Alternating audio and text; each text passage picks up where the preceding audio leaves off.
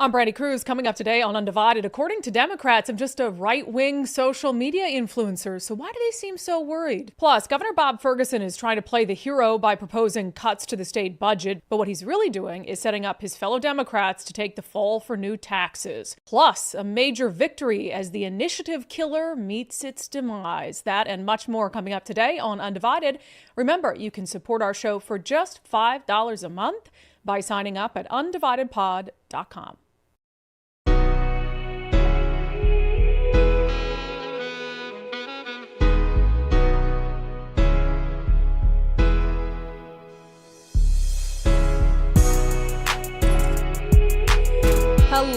Hello, friends, and welcome to Undivided on this Monday. Thank you for being here. Thank you so much for your commitment to giving Common Sense a comeback. A special thank you to Undivided subscribers who help support our show and our mission and our movement.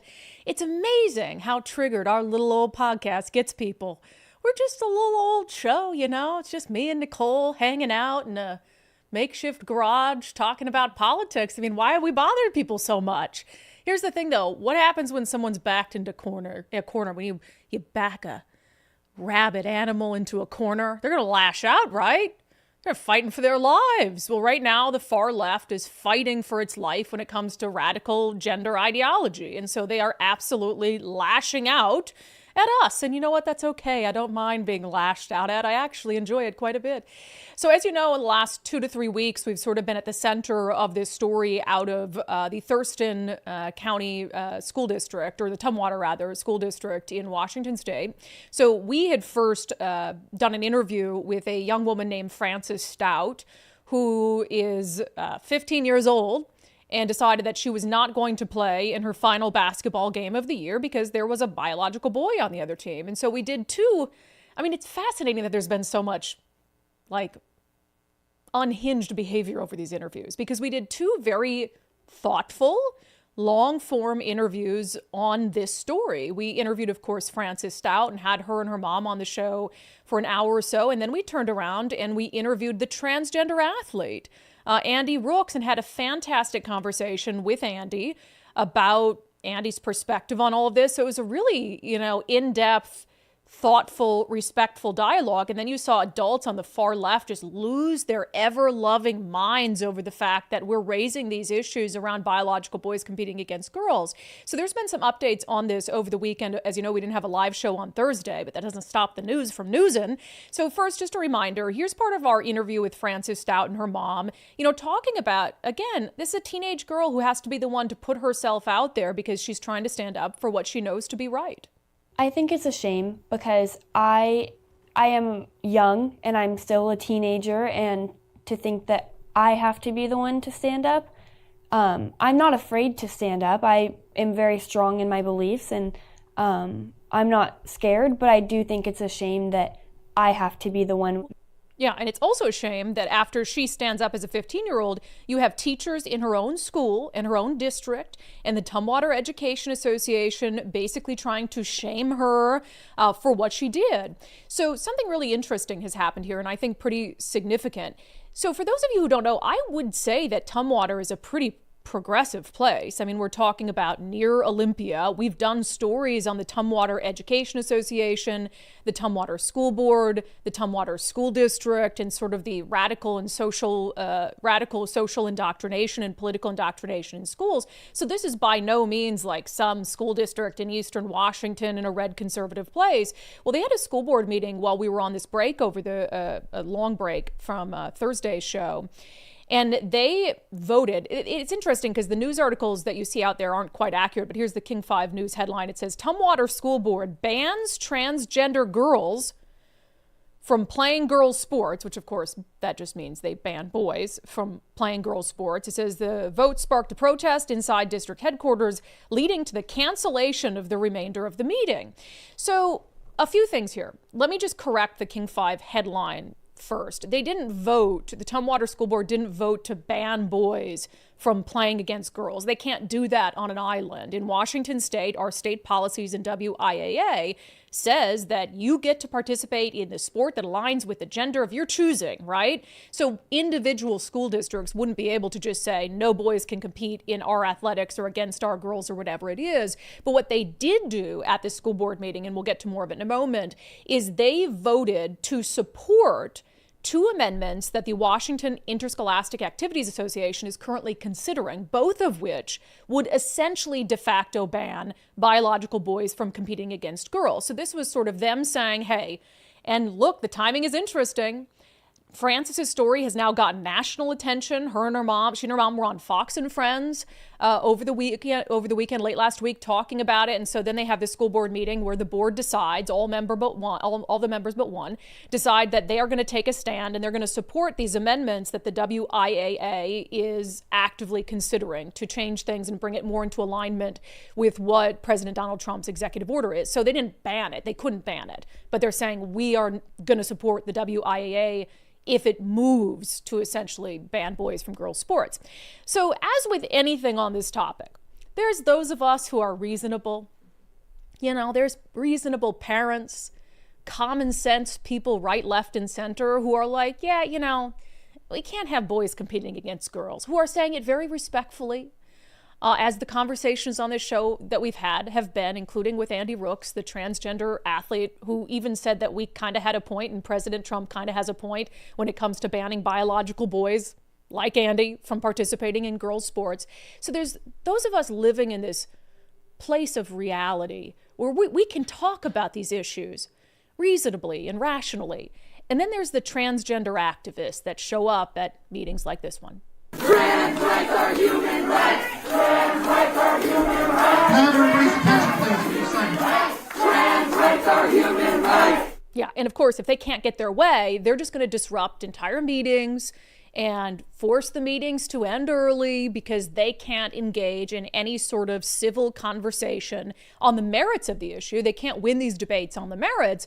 So the far left does what the far left has always done, and they try to shout people down. They try to shut people up. They try to guilt people. They try to name call. I mean, what happened to Nicole and I when we were collecting signatures for a parental rights initiative? We probably, some of these same people, I guess if I looked at the crowd, I could probably pick out some of the same people. We were protested outside a coffee shop called transphobes for something that literally had nothing to do with transgender individuals whatsoever. It was about parental rights. So a few things from the speeches at this meeting. So one of the things that's interesting, there were not any speakers who spoke out in favor of defending girls.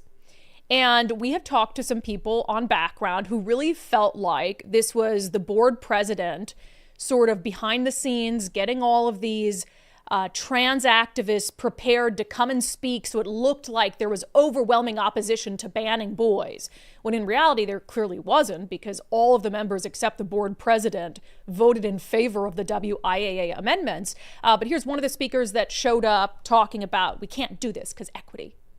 I don't think segregation is the solution to an equity problem around this. I know it's hard to teach at a time when bathrooms are blocked in Congress and now a basketball court in Tumwater High School for a young girl. For a young boy. So it's, again, you're talking about, you're comparing this to segregation, which is just the most insane thing ever, comparing it to segregation. And here's the board president, again, the only member of the board who apparently wants biological boys to compete against girls. I'm firmly opposed to this resolution because of the message it sends to our transgender students here in the Tumwater School District. Since 2016, I've advocated for students, staff, and families here in Tumwater School District, and to have a space to be their authentic selves and to live the life that they're meant to be with.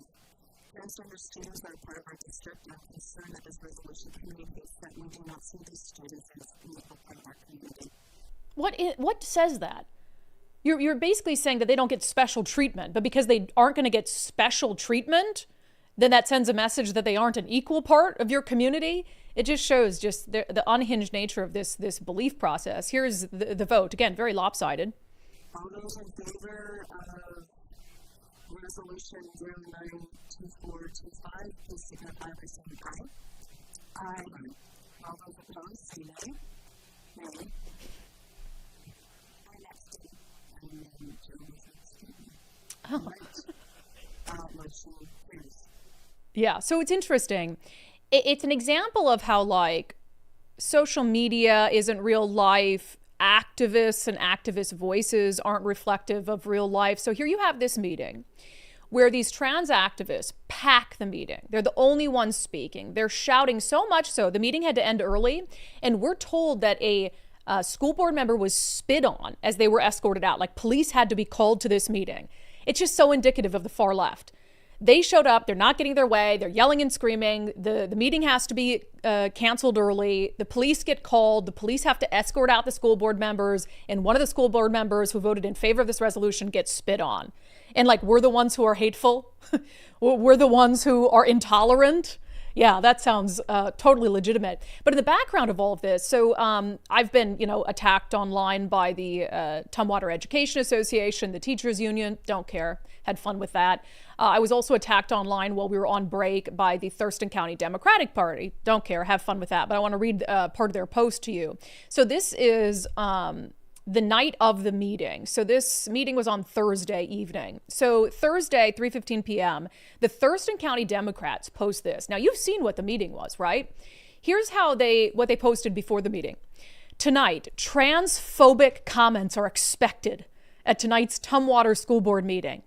This is an opportunity to go and show your support for trans youth, especially trans athletes. Yeah, did you see any transphobic comments at that meeting? No, I saw a lot of trans activists acting absolutely foolish and allegedly spitting on people who don't agree with them. And then they go into the background of this whole, at a recent high school JV girls basketball game, 2 Tumwater girls sat out and refused to play because one of the players on the opposing team was transgender.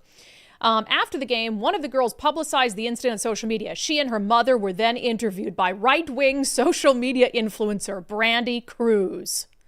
Oh my God, how could we? So somebody sent me that post and I was like, right-wing social media influencer Brandi Kruse here, and I'm happy to lead the resistance into this noble battle. And after that, they closed down comments and wouldn't let anyone who doesn't follow their page comment because, again, they weren't getting the responses that they wanted to get. There were people in the comments of the Thurston County Democrats saying, actually, have you listened or watched these interviews that Brandi did with the trans athlete and with Francis? These are kids. I mean, these are teenagers, and they were very thoughtful and very measured in the way they discussed this issue. And then you have Thurston County Democrats, literal adults who cannot be measured, who have to name call and label and act completely unhinged and contribute to what happened at the meeting.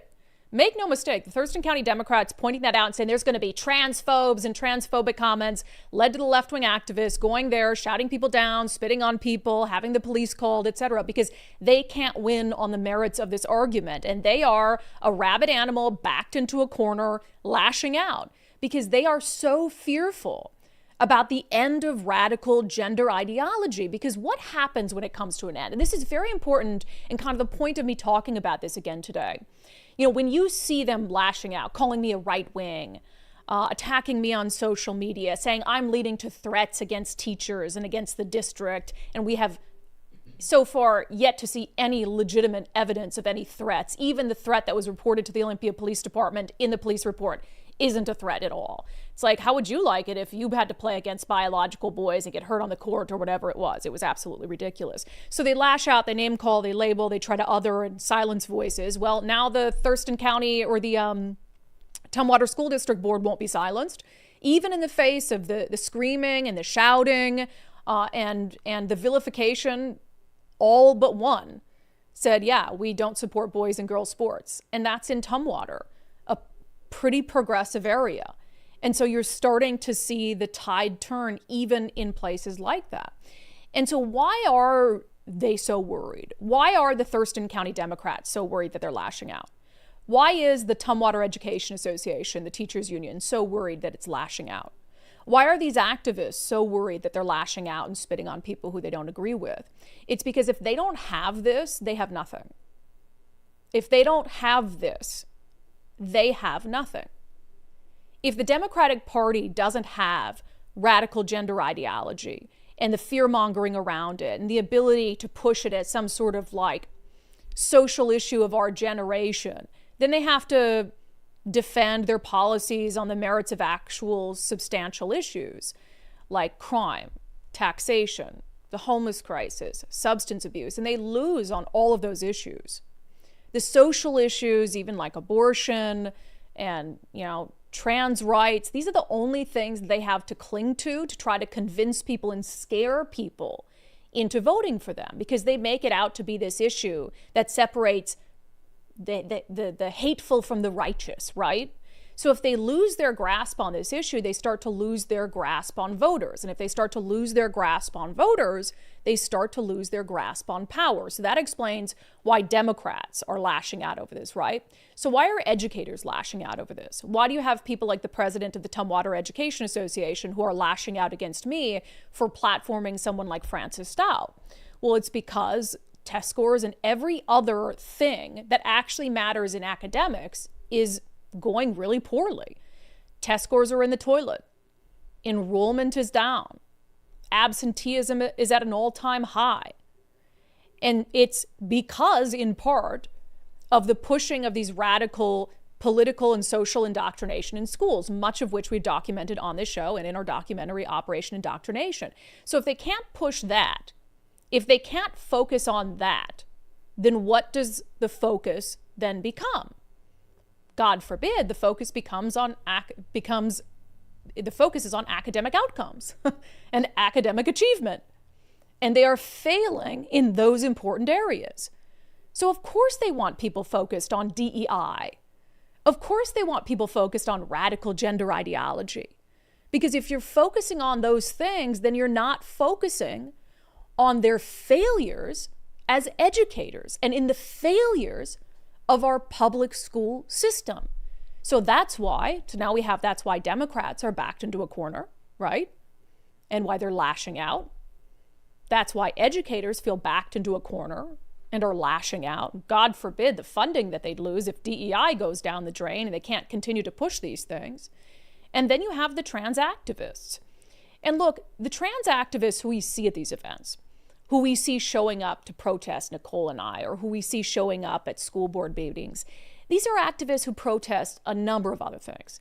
They're the same faces that are there to protest against Israel. They're the same faces that are there for Black Lives Matter protests. They're the same faces that were there for the Occupy movement. They're the same faces that are there for the tax Amazon, the rich are evil. Same faces that are there for the, Trump derangement syndrome protests and the people who are at the Tesla dealerships protesting Elon Musk. They're always feeling backed into a corner because they're perpetual victims. And they feed off of being victims. They feed off of it. So they're always going to be there, no matter what. If radical gender ideology goes away tomorrow, they'll find another thing to show up at school board meetings and scream and yell about and act oppressed. If DEI goes away tomorrow, they'll find another thing to show up at school board meetings and act oppressed. It's because they, through and through, have a victim mentality, and they'll always have a victim mentality. And this is how they find meaning in their lives. This is how they make themselves feel righteous, like they're standing up for something. So to continue to factor into the equation the voices of a small vocal faction who have been yelling about whatever the far left issue of the day is for the better part of 20 years is not how we can continue to pursue policies and weigh policies in the state of Washington anymore. So as soon as we have regular people, right, left, and center, who are willing to say, okay, we are not going to acquiesce to the loudest voice in the room anymore, we'll let them move on to their next issue of the day, the sooner we can get back to sanity.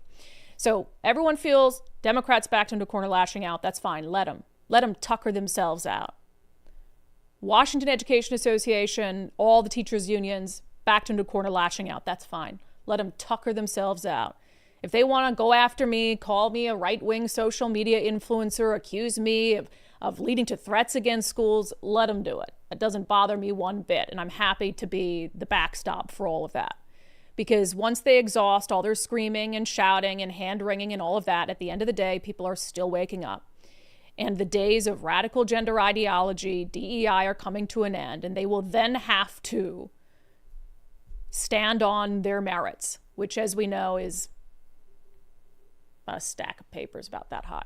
So I'm not too worried about it. All right, can we get to some good news? Shall we? A little bit of good news. So we have a bill that we've been pushing back against the entirety of the legislative session. One of it was on our list of the top 10 bad bills being circulated in Olympia. It is Senate Bill 5382. And as you know, this was dubbed the initiative killer by opponents because that's the goal of it. Senate Bill 5382 is all about making the initiative process more difficult and more expensive by adding all of these burdensome requirements onto signature gatherers and onto the Secretary of State's office. However, it's dead. Oh, you love to see it. Now, anything can be resurrected from the grave in Olympia, but it didn't make it out of committee. It made it out of its initial committee, but it didn't make it out of the secondary committee. And so it does not appear that it's going to be advancing this session. And I will say, I give all the credit, not all the credit, I give a lot of credit to Secretary of State Steve Hobbs, who, when it was in committee for a public hearing last week, showed up personally. And this is a Democrat-backed bill. A bill Democrats were pushing because they wanted to make initiatives which are run by conservatives more difficult because they don't want anyone putting a check on their power. So I give a lot of credit to Steve Hobbs, a Democrat, for sitting in front of that committee and basically saying it's unconstitutional, it's completely unnecessary, and it will disenfranchise voters. It doesn't matter if this bill passes because the underlying constitution of the state of Washington says you just have to be a Washington voter. And so I would ask you not to move this bill forward. And if you are going to do the $1.2 million, I would love it if you put in my election security and civic engagement programs because Governor Inslee's budget invalidated both those programs. Thank you. I'll take any questions that you might have. Yeah, and look, there's a lot of you who registered your opinion against that bill. I think you get a lot of credit as well. There's a lot of organizations that were out there, Let's Go Washington, speaking out against that bill and trying to inform the public about what it was really intended to do. But I don't know if it would be dead for the session if not for Steve Hobbs getting personally involved, because that takes the political nature out of it. That takes this idea that the opposition is just partisan out of it, because here you have a Democrat who he is the man in charge of elections in the state. And when you have Democrats pushing it, saying, oh, this is about election integrity and just making sure that if you sign an initiative, you're actually a registered voter. And when he comes and pulls the rug out from underneath him and says, that's ridiculous, our system already does that. All you're going to do is disenfranchise voters, and you're going to get sued a bunch of times because it's unconstitutional, and it costs us money at a time when we have no money. So I think him doing that absolutely put this bill down for the session. And the budgetary item, the budgetary aspect of it is big too. We're going to do a lengthy segment coming up in a moment about the budget issue. And when you have a $14 billion budget deficit and you have a very hyper-partisan bill that's intended to undercut the democratic process that has a cost, a price tag of $1.2 million to implement, that becomes sort of an easy out for Democrats who are thinking twice after Secretary of State Steve Hobbs spoke out against it. So this year's attack on the initiative process appears to be dead, but they're going to resurrect it probably next year. And if we continue to hand an even bigger majority over to Democrats, I've already told you, if they get a supermajority, they're just going to try to undo the initiative process entirely. That will happen. The first session where they have a supermajority in the House and Senate, they're going to try to push a constitutional amendment to get rid of the right to initiative. So the attacks on the initiative process aren't over. I'm just glad that we have someone like Steve Hobbs in our corner who sees reason, who sees through the partisanship, who actually wants to protect our process, and who's willing to speak out in a public way against what Democrats were very clearly trying to do. So that's a good big win for us. I love it. All right, coming up next, Bob Ferguson wants to play the hero. He wants to play the hero. He's the guy going in there making the tough cuts to the budget. But if you read between the lines, what he's really doing is setting up his fellow Democrats to take the fall for new taxes. It's really quite ingenious, but remember, everything that man does is strategic, so I want you to see through it. First, our friend Zach Abraham at Bulwark Capital, he is having another one of his live Know Your Risk webinars coming up on March 20th at 3:30 p.m. This is going to be the first 100 days live webinar, so he's going to take a look at the first 100 days of the Trump administration. Obviously, there's a lot going on. It is impossible to keep up too much, but I'm sure that they'll do a good job of unpacking the first 100 days, talking about, what's going on in the economy, how the rapid changes could impact your retirement portfolio. Then they'll do a little bit of a longer term outlook for 2025, 2026, and of course, a full reveal of how Bulwark is always looking for opportunities to lower risk, lower cost, and give your retirement as much upside as possible. So what do you say? Do you want to run your portfolio through a Department of Retirement Efficiency? Well, you can do that with Zach Abraham and his team at Bulwark Capital, and it starts by signing up for Zach's first 100 days live webinar, Thursday, March 20th, 3:30 p.m. Pacific time. You can register. It's completely free. KnowYourRiskRadio.com. KnowYourRiskRadio.com. Nicole, you're smirking over there. Whenever you're smirking in the corner, I'm worried. Is something funny? Are comments particularly funny today? Are you just having a good day? It's actually silly because I have to work on our show poll right now. Oh. And I couldn't see it because my card got declined. Wait, so you're right now not a subscriber to Undivided? Well, now I am. I just had to do it right there, like during that read. Because you couldn't take the show poll because you're not a subscriber. Because I couldn't take the poll and I couldn't even see the poll. Don't you love it that I forced Nicole to be a paid subscriber to Undivided? You'd think I'd give her a subscription for free. So it's kind of silly. No, it's only $5. Even you pay. So I couldn't even see what you put out. Oh, I was wondering why you were laughing over there. It was silliness. And I was like, oh, she's probably seeing me out with a credit card thinking that I'm buying concert tickets Nicole's during the show. over there shopping during the show while I'm over here trying to do the Lord's work. Anyway, all right, well, I need your full attention for this next segment because we have a lot to discuss. She says deal. So Bob Ferguson has this big press conference Thursday of last week. Unfortunately, we didn't have a Thursday show, so we didn't cover it on the show. And he comes out and talks about all these budget cuts that his team has done the hard work of coming up with.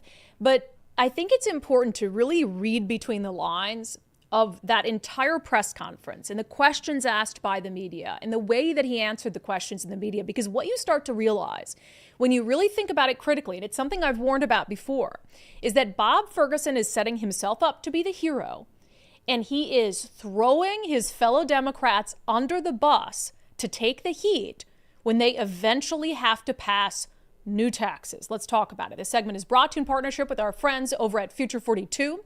Turn your frustration into action at future42.org. Make sure you sign up for their newsletter. They alert you to all sorts of good opportunities to get involved and do just that. Turn your frustration into action, which is what we want to see. Okay, so let's start with this because I've got to start. I'm going to give Bob Ferguson some credit.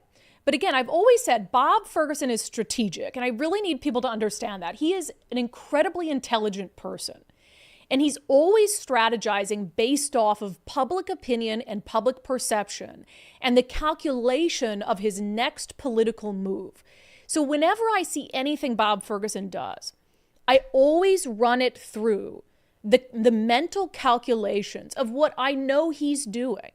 So it's kind of like killing me a little inside to see some Republicans and conservatives and even budget fiscal minded Democrats fall for this so quickly, where they're like, wow, Bob Ferguson, I'm really impressed with this, because I want them to take a pause and understand the motivation behind all of it. So we'll get to it in a second. But first, the House Democrats, is there any entity more phony than them?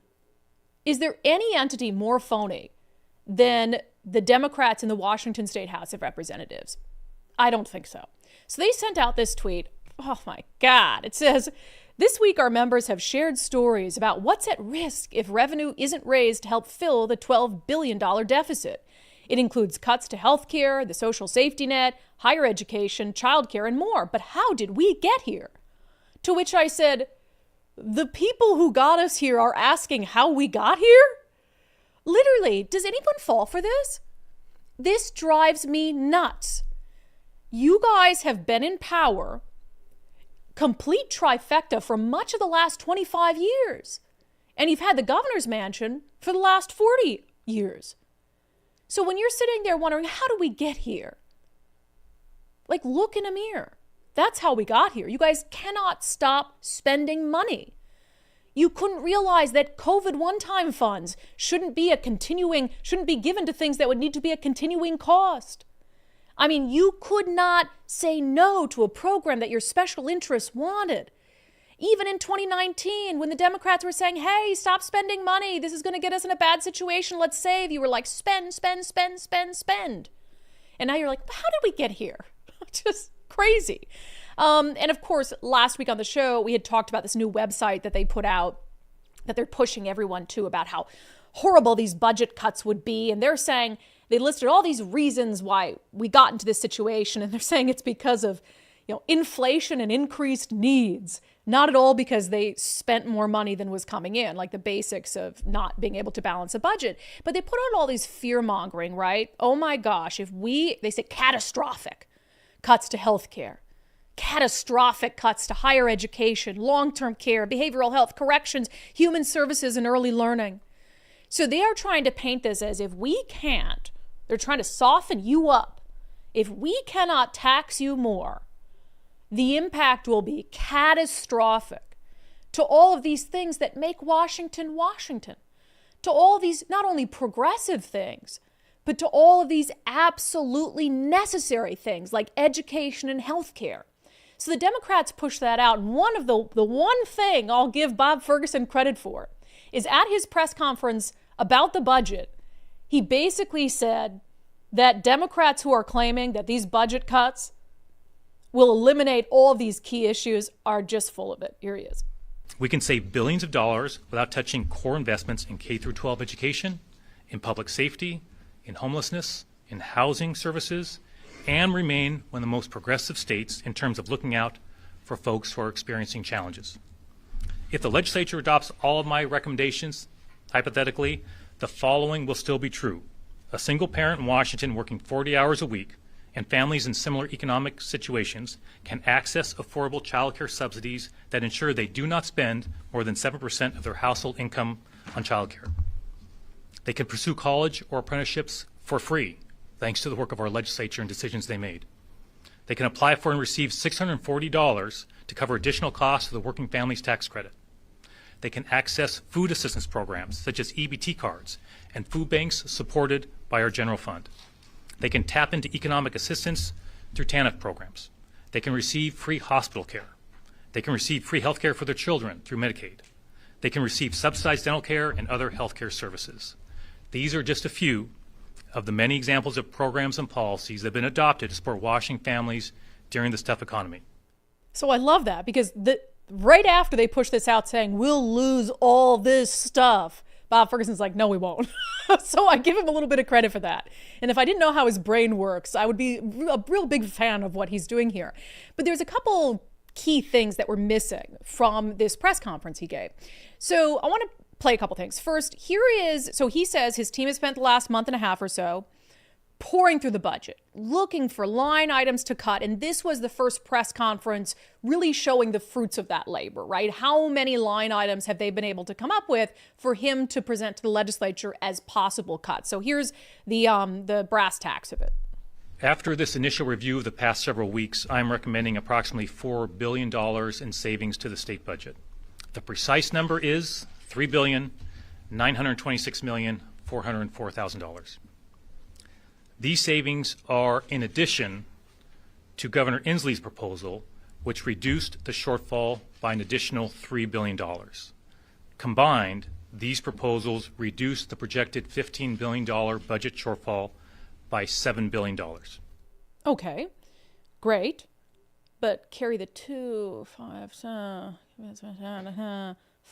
15 billion, 7, you still have 8 billion left, right?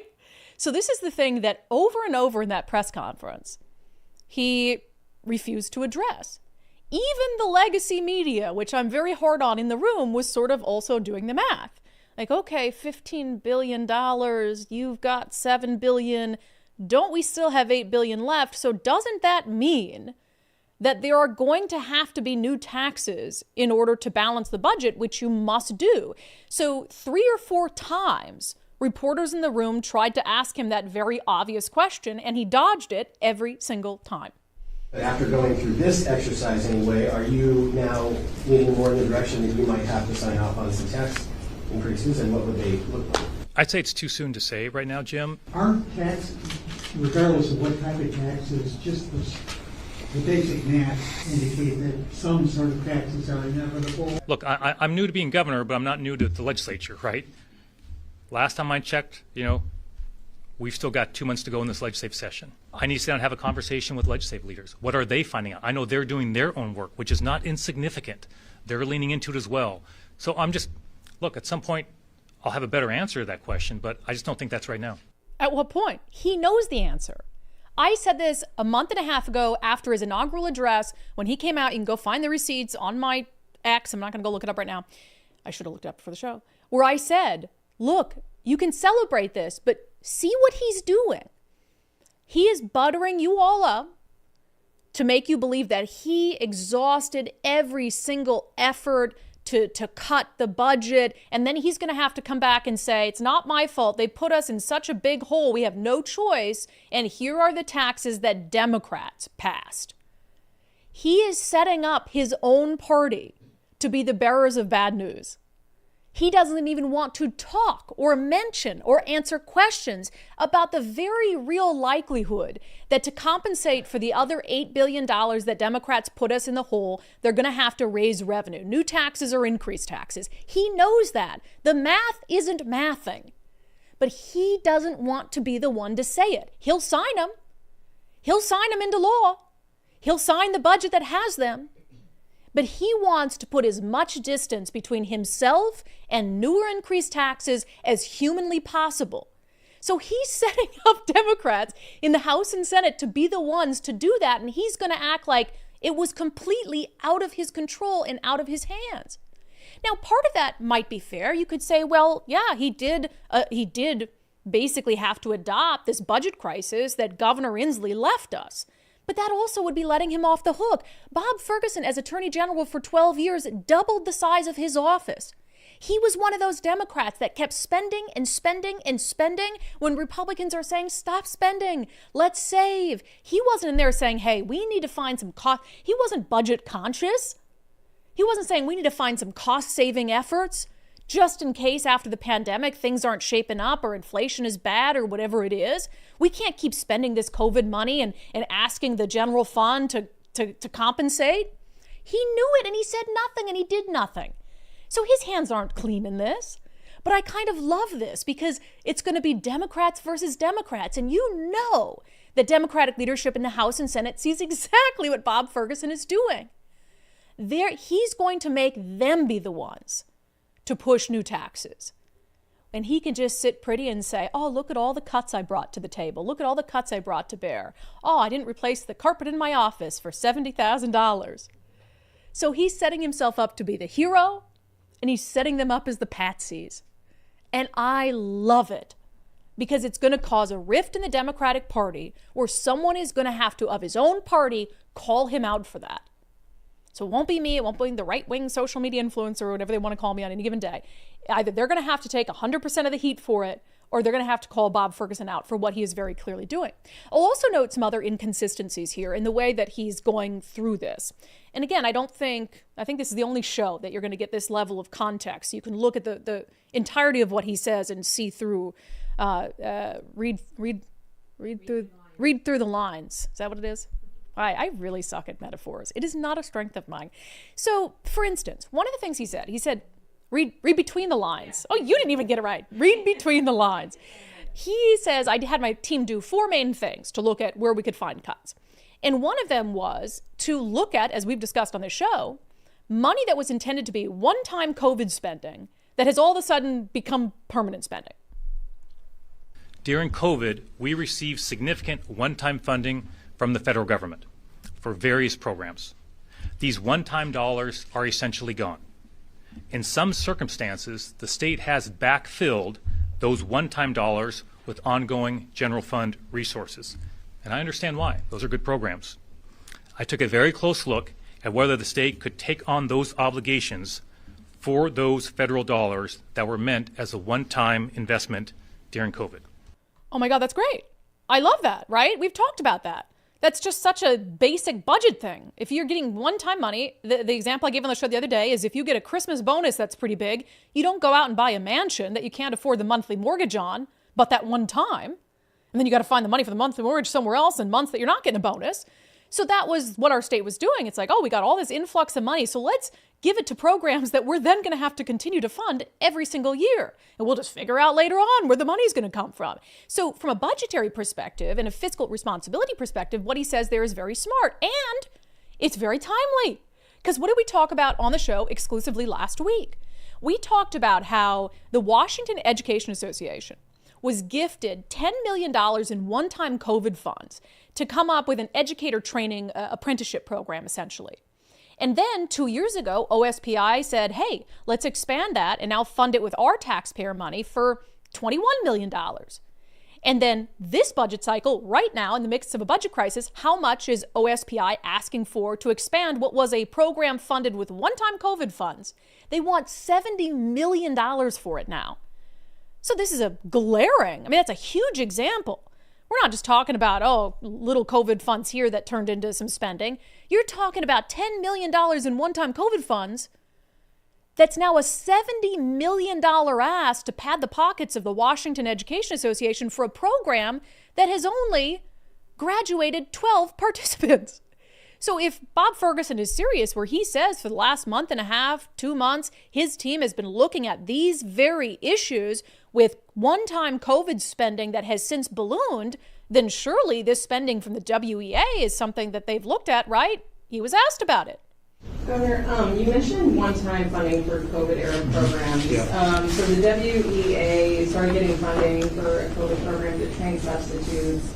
Now OSPI is requesting around $70 million to continue that program. I'm wondering if your office has looked into this program to make sure it's still needed and legitimate moving forward. Do you remember previously? So I'm pausing only because I don't. As part of this exercise, we did not look at K-12 spending or reductions. So it may have been something that was considered during the development of Governor Inslee's budget, but we'd have to get back to you on that specific point. Oh, what isn't that convenient? Oh, we're looking hard at COVID spending, one-time COVID funds that ballooned, but not that $70 million line item. Why? Well, because it's going to the Washington Education Association, which, of course, is one of the biggest backers of Democratic political candidates and Democratic political causes, as we've discussed on the show, including Bob Ferguson. So, of course, when they look at, and he wants us to take him seriously, that he's looking at all this one-time COVID spending and how it's ballooned, well, yeah, but not the spending that's padding the pockets of our biggest political donors. Of course not that. So I can't take him seriously on that issue. If he says that they are really serious about not continuing one-time COVID spending unless absolutely necessary, this is a massive $70 million line item. And they're saying, well, we didn't look at that as part of this exercise. Well, I can't really take you seriously then. There's one more aspect I want to dive into that, again, I can't take him seriously, and you always have to remember how his brain works. He's a grandmaster chess player. He's playing chess, and we are all his pawns, unless we refuse to be his pawns. So here is one thing he talked about. He went through just a couple of the cuts and the cost saving. He didn't dive into all of them during the presser, but one of the ones he made sure to mention is potential cuts to the Special Commitment Center for Violent Sex Predators on McNeil Island. Because of the declining populations at the Special Commitment Center, we're able to close the 24-bed Dogwood unit and consolidate into the remaining units at the Special Commitment Center. That saves nearly $4 million. Well, that's great, but it's only great if you don't know the background that Bob Ferguson, as Attorney General, is the reason why so many of these sex predators are no longer being housed on McNeil Island. The Seattle Times did this big expose during the governor's race. It was titled, "Walk Confined Hundreds for Sexual Violence," then it quietly began releasing them. And what that Seattle Times article didn't mention at the time is that it was Bob Ferguson. They never even mentioned him by name, that this was his responsibility. The Attorney General's office is responsible for keeping violent sex predators on McNeil Island. And for years and years, they were maybe releasing one a year, maybe two. Under Bob Ferguson, they started releasing dozens and dozens every single year. So Bob Ferguson, and sending them into communities, into these less restrictive alternatives, without informing communities at all that there was going to be a sex predator 50 yards down from the bus stop where their kids wait for school. So Bob Ferguson spends 12 years, the media giving him cover, to release the worst of the worst sex offenders into our communities, and now he gets to stand up as governor and brag that he gets to save tens of millions of dollars by closing a section of housing on the Special Commitment Center. Well, the only reason you can do that is because you have stopped standing in the way of the release of these violent predators into our communities. So I'm not really sure that that's an element of budget savings that people want or that you can really take credit for in terms of it being some like magical savings to our wallet. He makes it sound like there's less sexually violent predators. Like, oh, we just don't need it anymore. It's like, yeah, because you let all the violent sex offenders go into our communities. Isn't that convenient? It's just wild stuff. So reading between the lines, mark my word, the math isn't mathing. 15 billion, 7 billion in cuts, there's still $8 billion. So new taxes are coming. Increased taxes are coming. But Bob Ferguson doesn't want you to blame him. So he's going to do everything he can to get out in front of that narrative. That's something that was brought to you in partnership with our friends over at Future 42. Turn your frustration into action at future42.org. Make sure you sign up for their newsletters so you can be alerted to opportunities to get involved, push back against bad bills, bad policy, etc., etc., etc., etc. Okay, I've encouraged you guys to take the First Mark Challenge, firstmarkinsurance.com, firstmarkinsurance.com. We all need insurance. Why not have someone who can help you make sure for free that you have the best insurance, the coverage you need at the best possible price? We've had so many undivided viewers and listeners who've taken the First Mark Challenge. Margot on YouTube says, I just took the First Mark Challenge and found out that mine is good. They're so nice, and suggested increasing the deductible on my current house insurance to save a little money. So they gave her advice to save money, but still turned her business away because she was doing just fine on her own. She had good insurance at a good price. So First Mark's like, we're not going to meddle in it, but here's a little tip to help you save a little money, but you don't need First Mark. So I love hearing those stories because I think that's the real judge of an honest business. If you come to them and you've got great insurance and you did a great job finding it on your own, they don't need to get involved in it. All they're concerned about is that you have the best insurance at the best price and that your family is covered and cared for. So I love that about First Mark. But on the flip side, we have heard a lot of stories of viewers and listeners who saved thousands of dollars when they went to First Mark Insurance to do the First Mark Challenge. Eric says that they're saving him 30% on his auto policy and 70% on his homeowner's policy, which is just crazy. So he now says he tells everyone he knows who's dealing with changes to their insurance to give First Mark a call. He said, I did, and I'm truly richer for it. Firstmarkinsurance.com, firstmarkinsurance.com. The very best part is they work for you. Okay, speaking of the whole budget thing that Bob Ferguson had and, pulling the wool over people's eyes, one of the reasons why he's successful in doing that, in convincing people that he is someone he's not, is because the media not only lets him get away with it, but they help prop up this fake version of himself that he's putting forward. Let's talk about it in our segment, Unbelievable.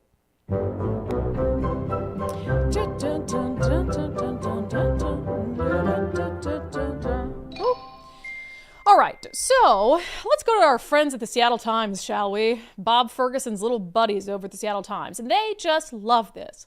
So the Seattle Times baffles me. It's like the editorial board will act like they want fiscal responsibility, but when Democrats aren't fiscally responsible, they'll let them off the hook with it. They'll even turn around and continue to endorse their campaign. So they're just all over the place. But when it comes to Bob Ferguson coming out and putting down these potential budget cuts, they are just the biggest fans now, again, of fiscal responsibility. This from the Times. It's an editorial. Ferguson injects much-needed frugality. I hate that word. Frugality. I mean, frugal-ity. But is it frugality? Frugality? I don't know. I never really thought Ferguson about it. Never really heard injects it much-needed frugality into Democrats' budget process. Terrible word. Hated in a headline. So now they're just, celebrating. He's just the best. This is from the editorial board. Let's see what they had to say about Bob Ferguson's great budget prowess, shall we? Democratic legislative leaders continue to insist taxes are necessary to cover a budget gap of their own making with excessive spending. Ferguson has been steadfast in navigating the situation, first with frugility, and prudence, a demonstration of leadership. And it's like, okay, but he also knows taxes are going to be necessary. He's just hiding it, so they're fooled by that. Ferguson included axing the projected $23 million in cost to try to set up former Governor Jay Inslee's legally questionable attempt to tax assets of the wealthiest Washingtonians. That shows the new governor is grounded in reality. Ferguson and his team uncovered ways that, as he points out, are reductions we should be making, even if we are not facing a budget shortfall. He pointed out specific examples, including a pandemic-era warehouse the state would have paid $4.4 million for over the next 4 years. The governor could have simply relied upon outgoing Inslee's proposals, but the legislature's job, after all, to craft the state. It is the legislature's job, after all, to craft the state's budget, but in his budget work, he is responsibly managing state agencies and setting the tone for what his expectations are from lawmakers. He wisely canceled his trip to join other governors from around the country at a White House gathering this month so he could spend more time on the budget. They are just the biggest fans of this guy and his frugility. Frugility. Somebody's going to give me the correct pronunciation. It's fine. I don't talk for a living or anything. Now let's see how they're characterizing Donald Trump and Elon Musk's efforts to cut spending at the federal level, shall we? In the same article. What a different image this is from the draconian cuts President Donald Trump and a chainsaw-wielding Elon Musk are making as they continue hacking up the federal government. Rather, Ferguson is showing fiscal discipline and proposing surgical and concise cuts that impact services for Washingtonians as little as possible.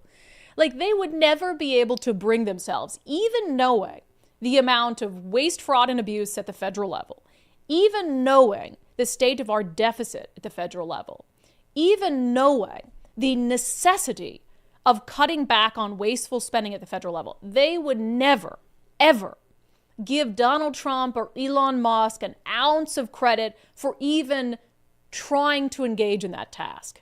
That's draconian, and he's chainsaw wielding, and it's hacking up the federal government. But Bob Ferguson, his cuts are surgical, concise, responsible, going to affect people as little as possible. And it just shows, like, they don't care about actual budget consciousness, good governance. They only see red and blue. And if it's blue, it's good. If it's red, it's bad. And that goes for so many other things. You just look at it. Again, political violence. Blue, totally good. Love it. Political violence is awesome. Let's make excuses for Chaz Chop and violence against the police, etc., because it's done for a noble cause. Political violence on the right, January 6th, like even the Seattle Times. The Seattle Times has written more articles about January 6th as a state newspaper than it has about the left-wing political violence that happened 6 months before January 6th in Washington state. So that is what they put everything through the lens of. If it's blue and it happens, it's great. If it's the right doing it, very bad, evil, draconian, fascist, Nazi, whatever it is. It's so transparent. Unbelievable. Okay, let's get to some national news quick. I just want to talk about the Trump-Zelensky drama a little bit. Do you have a cut of Trump and Zelensky? I do have a cut. Okay, let's just, I'm sure you've seen it by now, but go ahead. Start from the beginning. Sure. First of all, during the war, everybody has problems. Even you, but you have nice ocean and don't feel now, but you will feel it in the future. God bless. You don't know that. God bless. God bless. You will not have a war. Don't tell us what we're going to feel. We're trying to solve a problem. Don't tell us what we're going to feel. I'm not telling you. Because you're in no position to dictate that. That's exactly what you're doing. You're in no position to dictate what we're going to feel. We're going to feel very good. You will feel influence. We're going to feel very good and very strong. You will feel influence. You're right now not in a very good position. You've allowed yourself to be in a very bad position, and he happens to be right about it. From the very beginning of the war. You're not in a good position. You don't have the cards right now. With us, you start having cards. Playing cards. Right now, you don't. You're playing cards. Mr. President. You're playing cards. Serious. You're gambling with the lives of millions of people. You're gambling with World War III. You're gambling with World War III. And what you're doing is very disrespectful to the country, this country, that's back to you. Far more than a lot of people said they should have. Have you said thank you once? He said thank you once, JD Vance. So, okay, look, I don't know what's going on in the mind of Donald Trump and JD Vance. The media coverage of this, as normal, was just completely partisan and unhinged. I also think that it's not fair to talk about that without the context of the 40 minutes before that. They were having a perfectly pleasant, respectful conversation. So people who were saying that it was like they had this planned the entire time, they were going to jump down his throat, so they waited 40 minutes or so to do it, I guess I don't really buy that. I'm sure behind the scenes they had some sort of conversation about, you know, if we need to get harsh in front of the news cameras, we will do that and we will send a message, because you could tell that JD and Vice President Vance and President Trump were sort of playing off each other in that moment. So I'm sure there's a little bit of truth on both sides of that. I'm also sure that conversations like that happen behind the scenes with world leaders all the time. But of course, it happening publicly like that, given the circumstances, is a little bit jarring and unusual. But here's the thing. Like, you noticed right after that, right? Mm-hmm. All the European leaders got together. You know, America wasn't invited. All the European leaders, and they're standing around. They're all tweeting out, we are working toward a solution for enduring peace. And it's like, you guys don't see how that is a positive outcome of what Donald Trump and JD Vance did? Right. Like, that is a direct result. You guys being reinvigorated to work on a solution toward peace. You actually don't see how what Trump and Vance did in that meeting in front of cameras helped all of a sudden light a fire under everyone's asses to, like, let's put an end to the bloodshed and find a peaceful resolution. The outrage it's over amazing. It, just because, I mean, that was embarrassing. It was embarrassing for Americans. I was proud. Not at all. Yeah. Not at all embarrassing, especially if you know that, I mean, it would be a World War III. If we let them into NATO and they had to go to war because we have to defend our NATO partners, then it would be a World War III, and nobody wants that. And it's just crazy to me to see the backlash of people saying, oh, well, that's embarrassing. We need to support him at all costs, and we need to, you know, as in let them into NATO and go to war. Yeah. Like, do you really want us to be going to war at this point? And I just think it's wild, the way that people just automatically go, oh, Trump's embarrassing, like that was uncalled for, and this guy is a hero. And I don't know Zelensky. I don't know that, but I know. Oh, you don't? Well, I don't. You did. Okay. But I do know that everything is very strategic, and Biden got very frustrated with him multiple times as well. That is something they weren't talking about. Nope, not that. Except for later, the right wing outlets pointed out that Biden was very upset with him because because he wasn't being as grateful as Biden thought he ought to be for the aid. So Biden was frustrated with him for the same reason that Trump was frustrated with him. They just said it to his face out loud in a very forceful manner. And I would also say, you remember one of the last meetings, it might have been the very last meeting Biden had with Zelensky? That was the one Biden was like falling asleep at. So what do you think is more detrimental to peace and security in the country? Our president essentially falling asleep at a meeting with a world leader in front of cameras?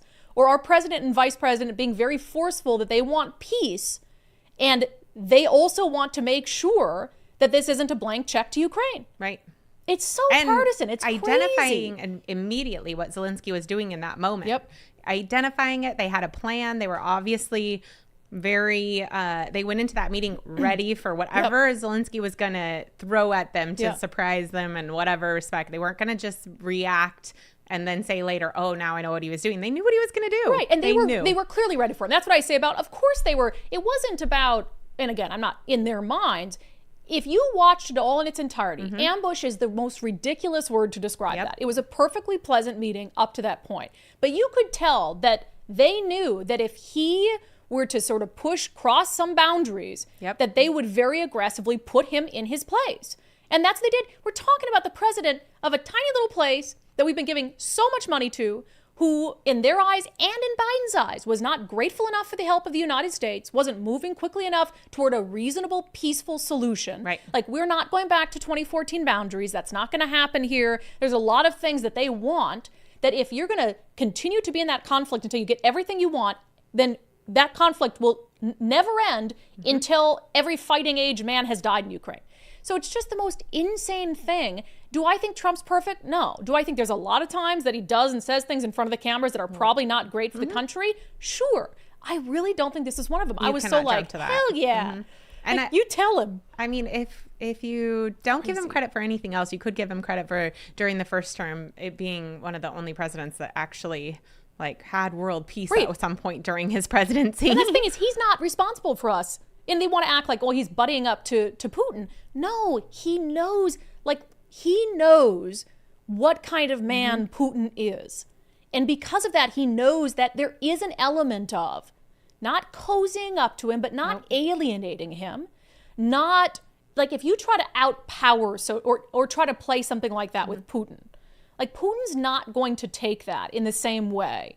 And so it's just this like strategic way of dealing with personalities that I think Trump is very good at. Very good at, and nobody will give him credit for that. Like, it is wild. Like, oh, that bad. Too much. It's like when he's really aggressive with certain handshakes and like overpowers them and like pulls them in. You don't think he knows what he's doing? Genius. He of course knows. He's not going to do that to everyone. Letting go. He doesn't do that to everyone. But there's some where it's like he's grabbing them, he's pulling them in. It's totally. It is a power move. It's a business move. Yep. And so it's just people are like, oh, this has changed world politics forever, and now America's aligned with Russia. It's like, you guys watch how fast they find peace. Yep. Watch how fast they reach a peace deal. And they'll say, oh, this is because of our European allies. No, it's because without America, you knew you were going to be royally effed. Yep. And so that lit a fire under everyone. Because Europe can't maintain, they're not going to give you the money to maintain and compensate. So they have more of a motivation than ever to stop the war in Ukraine. And then people won't give Trump credit for the fact that what he did in the Oval Office is going to lead to that. So anyway, but we know the truth. It's very entertaining to watch at this point because I do trust that this is going to move in the right direction based on the way that it's going. Right. If he had gone there and it was all like hunky-dory and like, I'll just give you more money, we'll just keep supporting, that would have concerned me. Well, and then he says, it's going to come to you have a nice little ocean, but it's going to come to your shores. And Trump's like, it kind of comes across as a threat. I know he didn't mean it that way. I know he meant it as like, if we don't stop Russia, then, Russia will continue to do this in other places. But what he fails to recognize is, but we're America. We can protect ourselves without assistance. You can't. So like, don't tell us that we can't. He's essentially saying, if we don't stop Russia and Ukraine, America can't stop Russia. Right. Yeah, we can. We'll be fine. So it's just wild. So I was in Boston over the weekend. Let me tell you guys, I should have pulled some video. If you're ever in Boston, I love America. And I was in DC a couple weekends ago and just saw all the fun, patriotic, cool stuff. And it really just, you love your country. If you're ever in Boston, there is a little museum on the site of the Boston Tea Party. And you can pay for a little reenactment. It was so much fun. I love. I love. That sounds fun. It was so much fun, and it was so cool. They've got people dressed up in character, and they reenact the meeting that they're having about what to do about the tea on the ships, and they give you speaking roles. I had a little speaking role, so wait, you stand up and shout and over and over all day. Or you? They do a couple. Be a part of it. One of them. No, they do a couple tours a day, and it lasts like an hour. And so they bring you in, and you've got the meeting, and you're all in these like booths in this meeting room, and they're playing it out like they're going through are we going to destroy this tea? Right. Like, and they're, oh my God, the speeches are just so and you get to stand up and shout and like, it was so cool. And then you get to go down to the little boat, and you get to throw tea crates in the water. And I was like, yeah. I was like putting all of my energy and enthusiasm into it. And then they take you in and they give you can't film it, but this really cool historical sort of perspective on everything. It was awesome. It's like $35. If you're ever in Boston, totally do it. I had the best time. My friend Johnny, who was with me, is like, you're really enjoying this. I just with this big smile on my face. It just really makes you understand the history and the significance of the moment or whatever it is. But I bring up Boston because also while I was in Boston, there was a crazy stabber at a Chick-fil-A. So I felt pretty safe in Boston. I'm not going to lie. I know they have some crime issues and I didn't venture too far outside of the main core of the city or whatever. But so this happened in Boston while I was there. Off-duty Boston police officer kills knife-wielding suspect inside Copley Square restaurant. So it was a guy who had a knife in a Chick-fil-A restaurant going on a little, crazy stabby stab. And the mayor of Boston comes out after this and has this to say about it. My condolences and all of our thoughts are with the family of the individual whose life has been lost. The individual whose life was lost was the crazy stabber. What is that? Mm-hmm. She was like being eviscerated online for it. Our condolences to the individual whose life... You mean the guy who was in the Chick-fil-A waving around a knife at people? Uh-huh. She seemed very unprepared. Oh my gosh, it was so weird. So he was shot by the off-duty officer, was taken to the hospital, died there. Like, we don't want anyone to die. But why is the mayor out there giving a sad sack press conference condolences to the guy who died and his family? Why not just say thank you to the officer? Right, who thank saved you to the officer who saved, likely. Mm-hmm. God forbid, Mm-hmm. thank you to the brave actions of this officer who was off duty, who stepped in and saved lives. No, we're so sorry this happened. This is a tragedy. Just insane. So I wanted to let you know I was not in the Chick-fil-A at the time. Never been in a Chick-fil-A, but I was not in that Chick-fil-A. I've never gone to Chick-fil-A. In what world do you think I have time to sit in that drive-through line? I don't have time for that. Every time it's around the block. And plus, I'm not eating Chick-fil-A. I'm trying to be svelte. Well, they have grilled. Okay. Anyway, so just insane. So even though I was in Boston, I didn't see a lot of crime issues. Boston is still as woke as elsewhere. Okay, should we get to this detransitioner? Let's do it. So in Montana, I love this because it's not going to get any mainstream media attention. And these are sort of clips that I think we need to play on independent media because there is just not, for all of the hand-wringing and attention focused on people who are transgender. And on this debate over should transgender kids be able to get surgeries or hormones, the mainstream media still refuses to platform detransitioners, which is so crazy to me. So it's like you'll platform trans people who are, screaming that transgender, human rights, we want to be able to have these surgeries and this is all great, but you won't platform for some reason. Have you ever found this bizarre? They will not platform detransitioners. And I have such a hard time understanding that. And there was this great Elle Palmer who testified. So it says she tweeted. Yeah. I went home this weekend to testify on a bill that aims to extend the statute of limitations for harms from gender transition in Montana. I transitioned a decade ago at a Planned Parenthood of Montana, and lawyers weren't touching detransition cases when I realized the harm that it had done to me as a minor almost 6 years ago. So she's basically supporting this bill that would allow a longer statute of limitations if you detransition and you now want to sue over the harm caused to you as a minor because you got this transition surgery. So here's part of Elle's testimony. I was born and raised in Great Falls. 10 years ago, when I was 15, I came out to my parents as a transgender boy. 1 year later, I was prescribed testosterone at the Great Falls Planned Parenthood. I was 16. I was a child, and yet I was allowed to permanently damage my body with male hormones for 3 years. I detransitioned before I had even hit my 20s. But before I had heard the word transgender, I had already been struggling with puberty. By age 13, I had been diagnosed with depression, anxiety, and bipolar disorder. By age 14, I'd been sent to Chaudere, the children's mental hospital here in Helena, 3 separate times.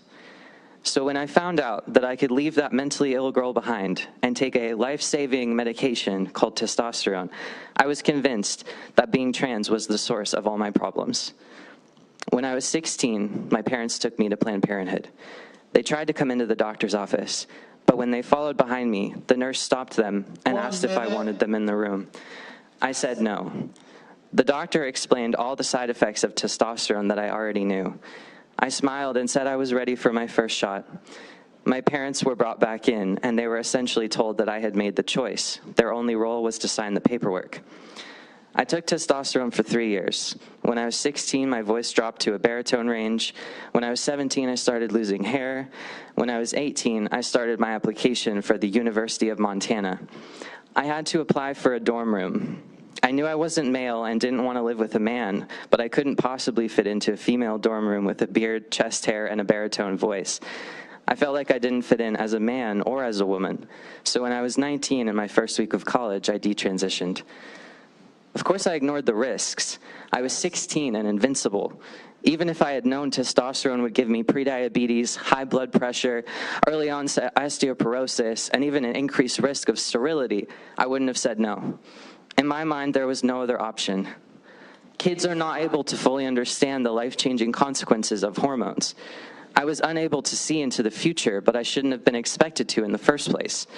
Just because kids insist that they will never change their mind doesn't mean it will never happen. These hormones will have lifelong effects on their bodies, their minds, their future romantic relationships, and their social belonging. Please pass House Bill 682 so the kids like me who didn't understand the life sentence they signed up for will be able to get justice. Thank you. It is a crime that the media robs the public of stories like that one. It's a crime. And you know, for a long time, you know, even when I was in Legacy News, covering anything around transgender issues was a no-no. It was just too touchy. It was like, how do you cover it? And you get the things. We just didn't cover it. But now the media, you know, for the last few years has been all in on the pro-trans surgeries for youth and all of this, and Trump is anti-trans and all of this, and, you know, trans kids, if you don't let them do this, they're going to kill themselves. So the media's been all in on that narrative, but will not platform detransitioners. The only real place, there's been a couple places, but mostly on X, where Elle's story has been shared.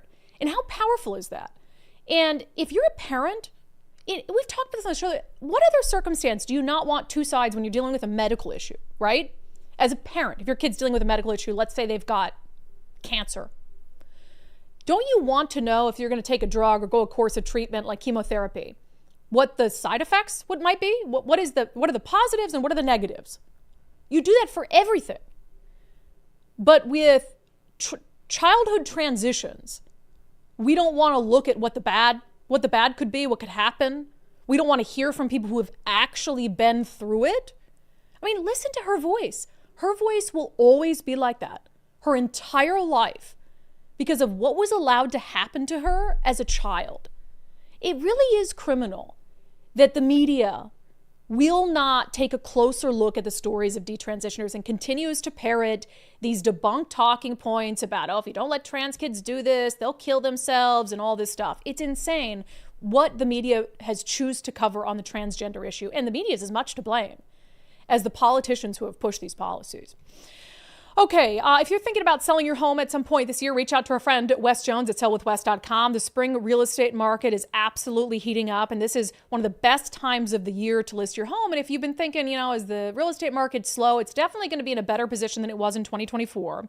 But the real issue is low inventory. It's not low buyer demand. There's still a ton of demand out there. So homes that do hit the market right now are selling quickly, and listings that are priced right and that have been properly prepared for the market are obviously performing the best, and that's what Wes Jones and his team can help you out with. Wes has been doing this for a long time in our area. He's been through the market's ups and downs, so he's going to start by giving you a free market analysis so you set your expectations about how your home can perform, how homes in your neighborhood have been performing, and then he's going to talk to you about whether any sort of cosmetic upgrades or anything needs to be done to your home to make sure you get the best possible price. He can help manage those projects, take all the stress off of it for you. He can even help you pay for those projects up front, which I think is a pretty cool service. It's called their Listing Boost Concierge Service. So he says March, May, top months of the year to list a home. And he does expect that 2025 is shaping up to be a strong year for real estate. So if you're thinking about selling your home, reach out to our friend Wes Jones, sellwithwes.com, sellwithwes.com. It is just a better way to sell your home. Okay, let's get to our daily subscriber show poll, shall we? But first I want to play you another cut from Bob Ferguson's press conference about the budget. So one of the ways that he's looking to save money is mandatory furlough days for state workers. So I'll just let him explain it. Given our budget situation, however, I am proposing more than $300 million in savings by requiring most state employees to take a furlough day, 1 day a month for the next 2 years. Yeah, so one unpaid day every month for the next 2 years for most state employees.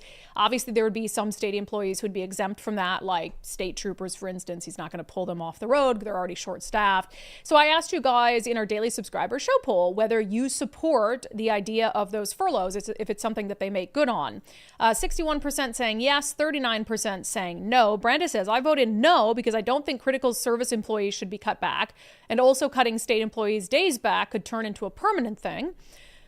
Susan also voted no. A percentage of state employees continue to work from home. Call them back in. Perhaps it would increase their productivity and many would quit.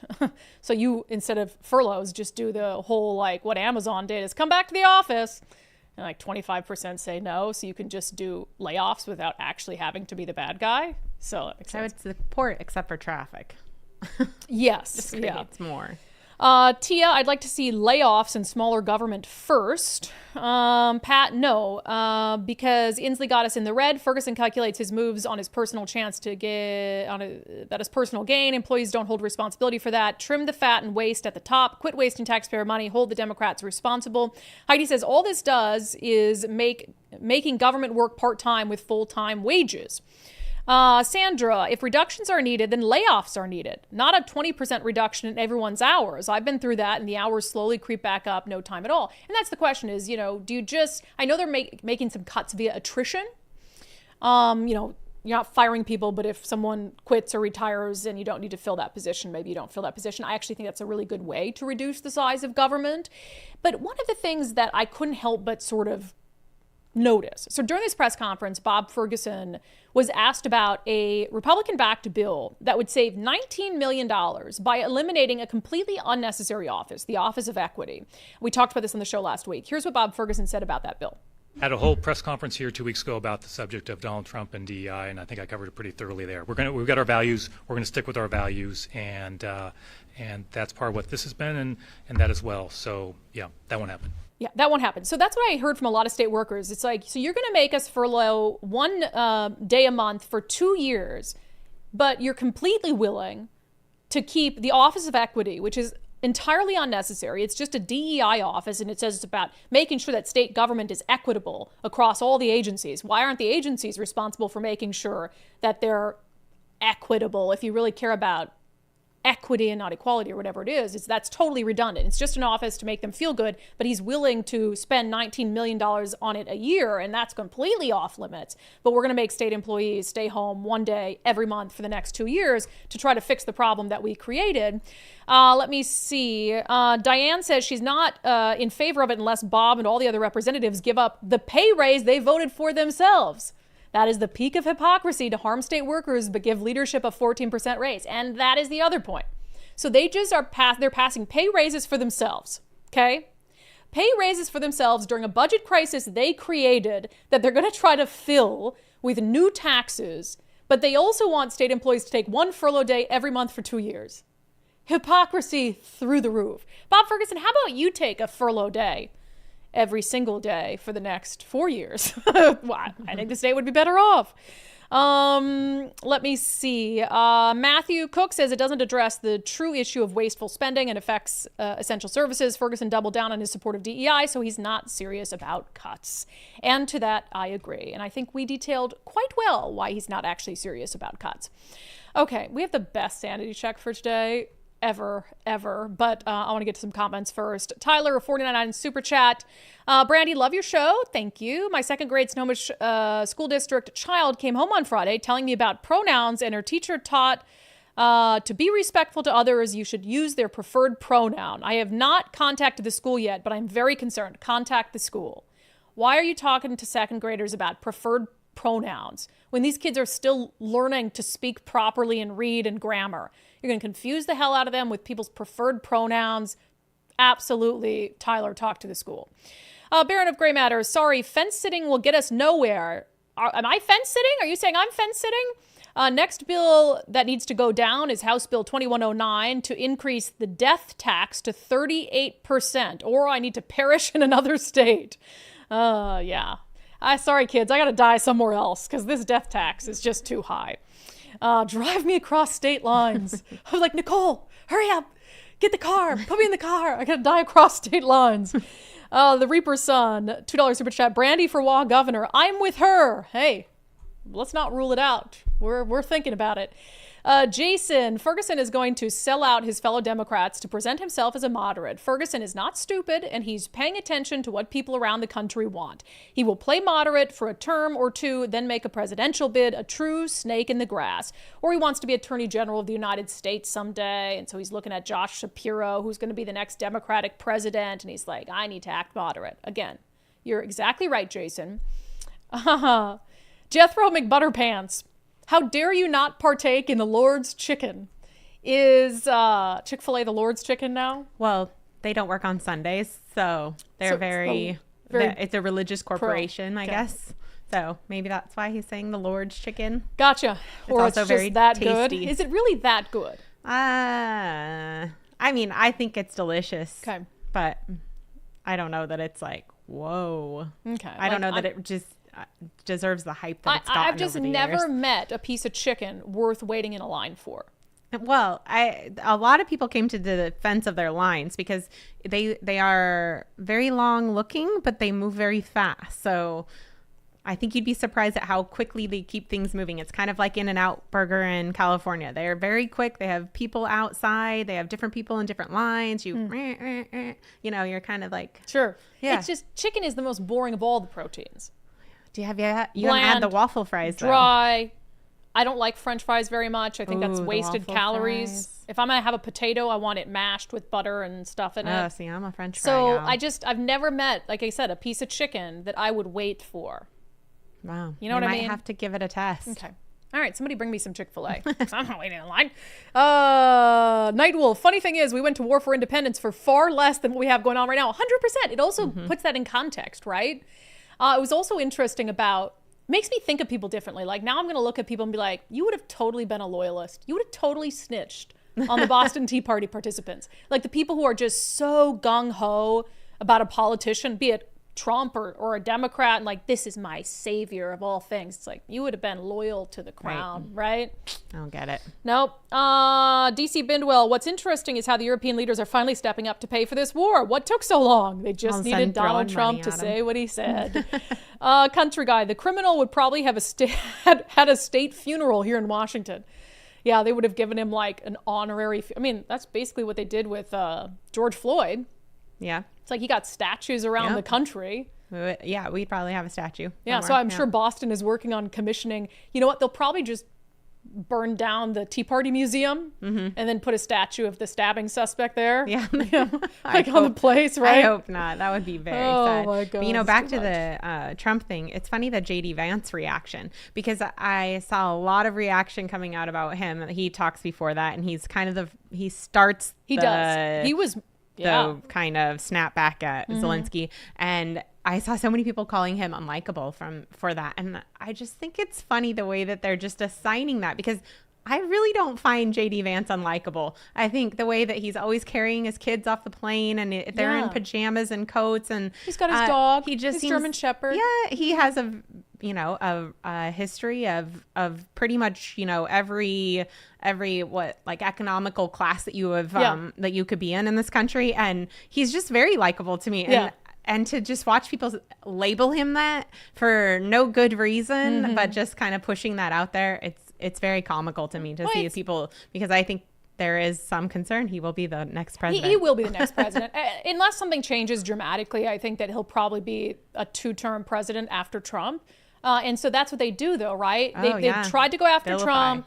It obviously didn't work. The guy's Teflon. So then they went after Elon Musk. Like, he's weird, all this stuff. Nobody cares. And nobody cares. And so they're like, well, JD Vance. Yeah, let's start that attack. Let it go 4 years. But I don't totally know. He's proving to be very smart. I think JD is very smart. Of course, very smart. I mean, if you know, I haven't read all his books. Even smarter than I thought. Yeah, I think he's doing a great job. And he's, there is the element of JD Vance. Like, he was very anti-Trump. And I do think that's a legitimate point of critique and a legitimate line of questioning for JD Vance. During this, like, you just flip-flopped. You were totally anti-Trump, and now you're totally like, I'm absolutely lockstep with Trump. I think he answers it well. Right. Now, I've come around on Trump, so I understand, and I think you have to go back to that time and what the media was feeding you and just be honest and transparent about it. So I don't think JD Vance is above reproach. We're past that critique now.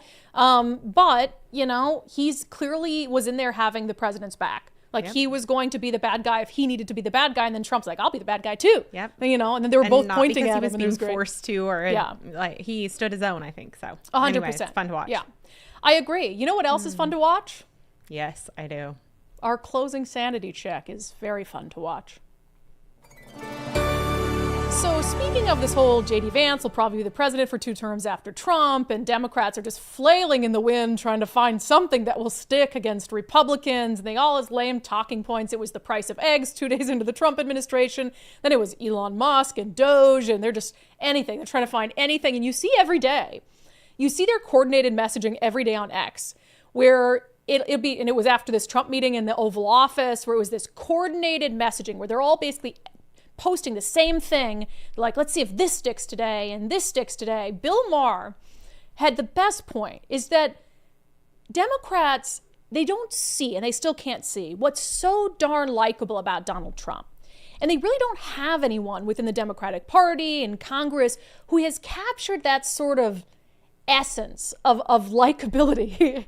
And great for us, he happened to use one of our elected senators as an example of this. Voters aren't really savvy about the issues, but they do have made it clear what is important to them. Authenticity, balls, and charisma. Trump has that package, and so does Fetterman. He's only been a senator 2 years, and he's already more famous than most of his colleagues. Quick, I dare you to name this sad-looking lady from Washington State who's been in the Senate for 30 years. Oh. You can't teach charisma or balls. You can't teach charisma. Poor Patty Murray. Quick, name this sad-looking lady. You know, she does often look very sad. Poor Senator Patty Murray. Sad. Oh, that was all over social media. People were having a dang good time with that. And it's from a Democrat. Look at this sad-looking lady from Washington State. Years. I can name her, but I don't know that many else good outside of the political bubble of Washington State. That has been our closing sanity check. That has been today's episode of Undivided. Thank you for being here. Thank you so much for your commitment to giving common sense a comeback.